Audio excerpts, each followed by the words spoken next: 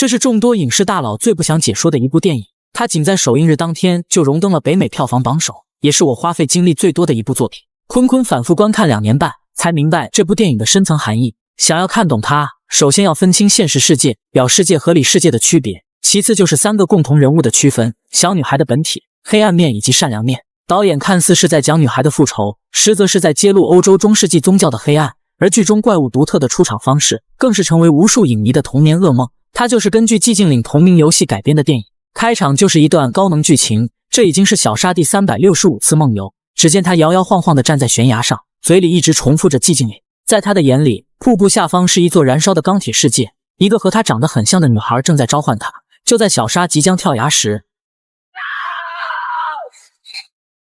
好在母亲及时赶来，小沙痛苦挣扎，却依旧呼喊着寂静岭3个字。为了查明真相，罗斯隐瞒丈夫，决定带着小沙前往寂静岭一探究竟。晚上，罗斯在加油时无意间看到了女儿画的恐怖漫画，但小沙并不记得是自己画的。两人的争吵声引起了一位女警的注意，她索性记下了罗斯的车牌号。在前往寂静岭的路上，后方传来警笛声，是女警跟了上来。半夜带着孩子专挑偏僻的小路，不禁让女警产生了怀疑。就在罗斯停车检查时，看到了路边的指示牌，上面指出了寂静岭的方向。罗斯一脚油门成功甩掉了女警，开向了通往寂静岭的岔路。就在他加速行驶的过程中，车上的音响发出刺耳的噪音，吓得女儿不停地尖叫。罗斯试图关闭音响，前方突然出现一个小女孩的身影。为了躲避女孩，罗斯猛打方向，车子失控撞上了路边的护栏。另一边，丈夫一直联系不到罗斯，他无意间看到了电脑上的搜索记录。寂静岭被称为著名的美国鬼城，曾经的一场火灾导致小镇居民全部被烧死，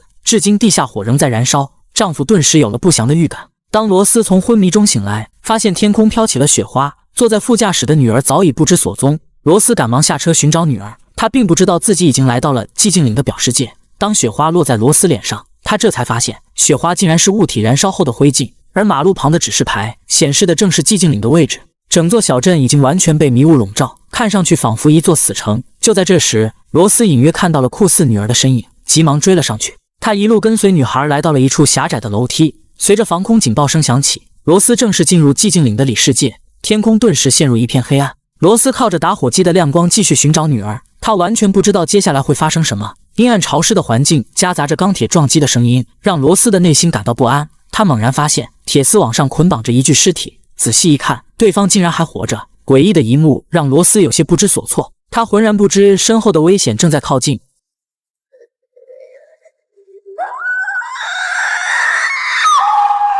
罗斯被吓得惊声尖叫，顿时被光头怪物团团围住。他拼命寻找出口，想要逃离，却被怪物扯掉了衣服。不远处成百上千的怪物犹如丧尸一般袭来，罗斯急忙撞开铁门，躲进了一处房间。可无论他怎么逃，始终无法摆脱怪物的追击。就在罗斯绝望之际，眼前的怪物竟莫名燃烧，逐渐化成了灰烬。罗斯也被吓晕了过去。当他醒来时，周围又变成了大雾弥漫的表世界。他想要快速离开这个鬼地方，却惊奇地发现通往寂静岭的路已经断裂，变成了深不见底的悬崖。眼前的场景让他彻底陷入了绝望。此时，身后出现一个疯女人，她和罗斯一样在寻找女儿，似乎对这里的一切很熟悉。罗斯急忙拿出女儿照片询问。疯女人看到小沙的照片，瞬间情绪失控，非说小沙是自己的孩子。罗斯一把推倒女人，迅速逃离，并顺利找到了自己的汽车。她试图给丈夫打电话，却始终无法接通，只能留言告诉丈夫自己被困在了寂静岭。随后，罗斯看到了女儿画中提到的学校，他猜测这一定是在为他指引线索。罗斯正要开车前往学校，车子却无法启动。这时，女警举着枪出现，原来她也跟随罗斯来到了寂静岭。当女警发现小女孩失踪，以为是罗斯对女孩下了毒手，她立刻将罗斯铐了起来，准备带她回警局调查。看着路边倒在地上的摩托车，原来女警也发生了车祸。当两人继续往前走，却发现来时的路已经变成了悬崖峭壁，她只能带着罗斯选择其他道路。女警突然看到铁丝网那边出现一个身影，当对方走近后才发现竟然是一个皮包骨的怪物。女警举起手枪防身，怪物从胸口喷出腐蚀性的液体，女警赶忙摘掉了头盔。趁着怪物分散了女警的注意，罗斯撇下对方，偷偷去找女儿。另一边，丈夫听到罗斯的电话留言，急忙赶往寂静岭，却发现入口已经被警方封锁。罗斯的车被撞毁在桥头，并没有看到罗斯和女儿的身影。丈夫希望警长能带他进入寂静岭寻找妻子。可当他们来到小镇，这里并不是大雾弥漫的场景，和罗斯所在的寂静岭完全不一样。从两人的谈话得知，警长从小就生活在这里，他也是当年火灾中唯一的幸存者。而罗斯这边，他根据路牌提示，成功找到了漫画中的学校。酷似女儿的身影再次出现，罗斯急忙追了上去。他一路跟随女孩来到了学校的卫生间，女孩再次消失不见，只听到厕所隔间传来哭泣的声音。罗斯依次打开隔间门寻找，直到他推开最后一个隔间，顿时被恶心的干呕起来。只见一具扭曲的尸体被铁丝捆绑，罗斯惊奇地发现墙上的黑色箭头指向了尸体的嘴巴。罗斯强忍内心的不适，从嘴巴里拿出了一个蓝色木块。他刚离开卫生间，就撞见了几个头戴面罩的神秘人，他们开始疯狂撞击房门。罗斯只能无助地祈祷。突然，笼子里的小鸟出现异动，神秘人赶忙提着笼子离开。随着防空警报声再次响起，周围顿时陷入一片黑暗。卫生间的墙皮开始迅速脱落，变成了钢铁般的世界。罗斯也看到了永生难忘的画面，厕所里被捆绑的那具尸体竟然活了过来。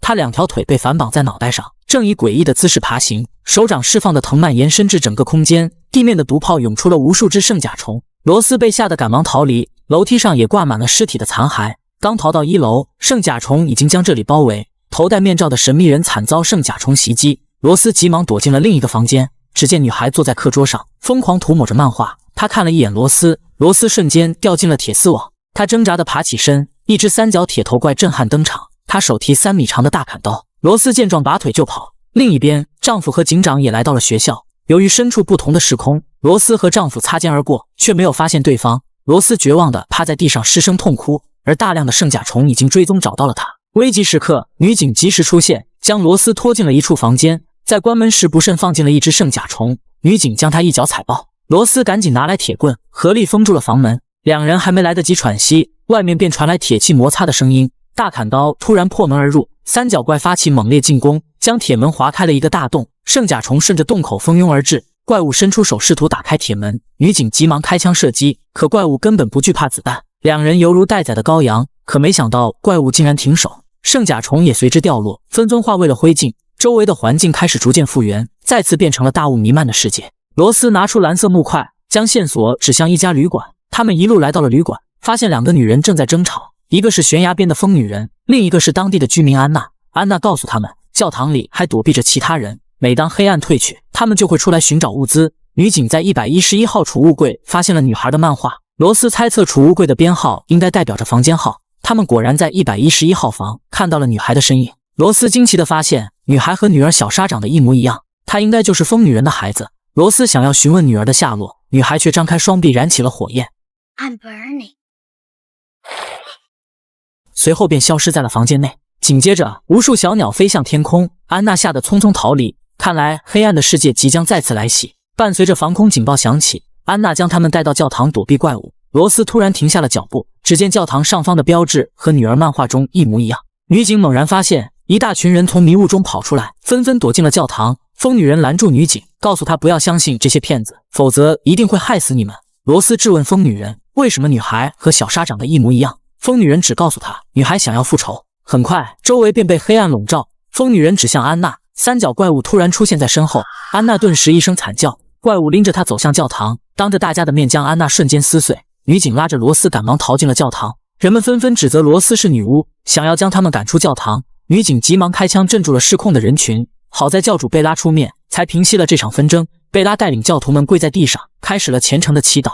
一道圣光出现，赶走了教堂的黑暗。画面来到罗斯丈夫这边，他一无所获，只能离开寂静岭。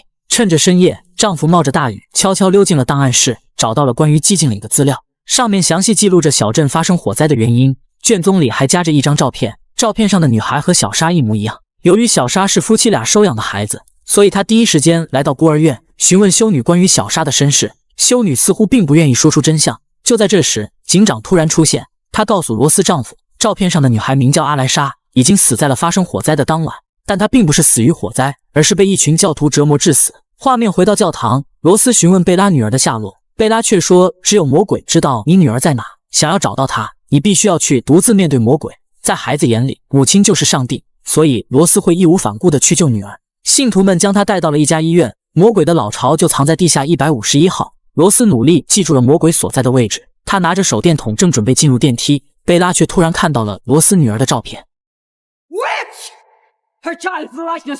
好在女警反应及时，她成功掩护罗斯进入了电梯。电梯开始急速下降，前往黑暗的钢铁世界，而女警却遭到了一顿暴打，不幸被信徒们控制。罗斯来到地下，他凭借着记忆开始搜寻魔鬼所在的房间。在经过最后一段走廊时，罗斯瞬间愣在了原地。寂静岭中的这段剧情让无数影迷眼前一亮，无脸护士们感应到光源，纷纷开始苏醒。他们齐刷刷转过身，朝着罗斯走来。罗斯被吓得愣在了原地，只见护士手中还拿着各种刀具，眼看他们的距离越来越近，罗斯急忙关闭手电筒，护士们立刻停止了移动。他屏住呼吸，从护士们的身边穿过，并机智地用手电筒的光源成功吸引住了他们。罗斯急忙朝着151号房间奔去，在一道刺眼白光中，小女孩讲出了事情的真相。30年前，阿莱莎在学校里被嘲讽为女巫，她从小就没有父亲，大家都说她是魔鬼的孩子。阿莱莎不堪辱骂，躲进了学校的厕所，却遇到了一位变态清洁工。面对女儿被侵犯，无能的母亲却丝毫没有办法。就在这时，贝拉突然出现，她告诉女人必须要净化阿莱莎的身体和灵魂，实则贝拉是另有目的。母亲信以为真，将女儿交给了贝拉。她集结了大量的信徒，将阿莱莎绑在了火刑架上。没想到铁链突然断裂，不慎打翻了火炉，才酿成了当年那场火灾。信徒们纷纷逃窜，只有一名警察挺身而出，救下了奄奄一息的阿莱莎。他正是火灾中幸存的警长。重度烧伤的阿莱莎被送往地下医院抢救，内心的恐惧和痛苦逐渐化为了怨恨。女护士只是好奇看了他一眼，就被他记在了心里。随着时间的流逝，他的怨恨日益加剧，分裂出了暗黑版的阿莱莎。黑暗莎的出现让他拥有了邪恶的力量，并创造出了寂静岭的3个不同世界。罗斯丈夫处在现实世界，而大雾弥漫和怪物横行的世界分别代表着表世界和里世界。听完黑暗莎的讲述，罗斯终于知道了事情的真相。只见151房间出现一张病床，上面躺着烧伤的阿莱莎，而那名女护士一直在这里照顾她。就在这时，黑暗莎出现在房间内。罗斯询问女儿的下落，黑暗莎却说那不是你的孩子，她是阿莱莎仅存的善良幻化出来的。当年正是黑暗莎将小莎送到了现实中的孤儿院，所以才被罗斯和丈夫收养。黑暗莎将罗斯引到这里，就是为了完成复仇计划。但贝拉和信徒们有教堂的庇护，黑暗莎无法直接进入，只能借助罗斯的身体。况且眼下教徒们已经抓住了小莎，她很快就会和阿莱莎一样被火刑架折磨。罗斯为了救回女儿，果断同意了黑暗莎的请求，让她附身在了自己的体内。镜头给到红衣护士，阿莱莎早已毁掉了她的眼睛。而此时的教堂内，女警被绑在了火刑架上，贝拉蛊惑信徒，女警等人都是女巫，烧死他们就能打败魔鬼。最终女警活生生被烤成了焦炭。下一个受刑的将是小莎。好在罗斯及时赶回了教堂，当他看到被烧焦的女警，简直不敢相信这是真的。他向信徒们戳穿了贝拉的谎言，你们这群人早就死在了30年前的火灾中，当年的罪行将你们的灵魂困在了充满迷雾的世界，而烧死小莎并不能净化你们肮脏的灵魂。贝拉一直信奉堕落天使，他需要为邪神培养负面情绪的人，所以贝拉四处散播谣言，诬陷阿莱莎是魔鬼的孩子，才导致阿莱莎从小遭受欺凌。等时机成熟后，贝拉蛊惑信徒，将阿莱莎献祭给了邪神。眼看信徒们开始动摇，气急败坏的贝拉直接刺了罗斯一刀，罗斯应声倒地，血液滴在地面和教堂融为一体，体内的黑色血液让祭台开始慢慢融化，变成了黑暗的钢铁世界。黑色血液流完后，罗斯的伤口奇迹般复原。接下来阿莱莎的复仇正式开始，无数铁丝托举着病床，将阿莱莎送进了教堂。信徒们被吓得四处逃窜，铁丝瞬间控制住了贝拉，将她缓缓举到了半空中，无数根铁丝瞬间穿过贝拉的身体，而那些信徒也无一幸免。完成复仇的黑暗莎开心地在血雨中跳舞。罗斯趁机从绞刑架救下了女儿，他捂住小莎的眼睛，静静等待着复仇的结束。可小莎却因为好奇睁开了双眼，黑暗莎的样貌吓得小莎直接晕了过去。复仇结束后，所有人都消失不见，教堂只剩下了疯女人。阿莱莎并没有伤害母亲，小莎用诡异的眼神看了一眼对方。随后罗斯和女儿回到车上，原本打不着的车竟然可以正常启动。当车子经过断崖，路面也恢复了正常，罗斯急忙给丈夫打电话，可丈夫却只能听到留言。很快罗斯将女儿带回到了家中，可奇怪的是，家里依然处在大雾弥漫的世界。现实世界的丈夫明显能感应到妻子的存在，可无论如何也看不到他们的身影。电影的结尾，小莎露出了耐人寻味的表情，其实她的身体早已被黑暗莎占据，之所以不让罗斯回到现实，是为了独享罗斯的母爱。自此，寂静岭第1部的剧情到此结束。